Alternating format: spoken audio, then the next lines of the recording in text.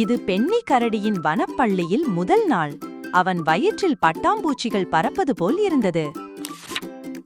அம்மா கரடி அவனை அன்பாக அணைத்து, நீ நீயாக இரு பென்னி, நீ நன்றாக இருப்பாய் என்று சொன்னாள். பென்னி தனது முதுகில் புத்தகப் பையுடன் மெதுவாக பள்ளிக்கு நடந்தான். அவன் இன்னும் கொஞ்சம் கூச்சமாக உணர்ந்தான். திடீரென்று கீச்சிடும் அணில் ஒரு கிளையிலிருந்து கீழே குதித்து, ஹே, நீ புதியவன் இல்லையா? நான் கீச்சிடுகிறேன், நாம் ஒன்றாக நடக்கலாமா என்று கேட்டது. கீச்சிடும் அணில் பள்ளியில் வேடிக்கையான விஷயங்களை பற்றி பேசியது. பென்னி கொஞ்சம் கொஞ்சமாக புன்னகைக்க ஆரம்பித்தான். வனப்பள்ளியில் எல்லா வகையான விலங்குகளும் விளையாடிக் கொண்டிருந்தன. ஆந்தை திருமதி ஹூட் காலை வணக்கம் சொல்ல 1 மணியை அடித்தார்.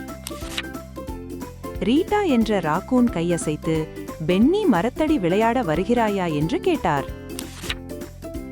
வகுப்பறை குழியில் பென்னி அவனை மகிழ்ச்சியடையச் செய்யும் ஒன்றை வரைந்தான். வானவில்லின் கீழ் ஒரு பெரிய தேஞ்சாடி. மதிய உணவு நேரத்தில் பென்னி தனது தேன் டோஸ்டை பகிர்ந்து ரீட்டாவின் வேர்க்கடலை வெண்ணெயோ காய்க்காக ஒரு ஆப்பிளை மாற்றிக்கொண்டான். பள்ளிமணி அடித்ததும் பென்னி வீட்டிற்கு ஒன்றாக நடக்கலாமா என்று கீச்சிடும் அணில் கேட்டது.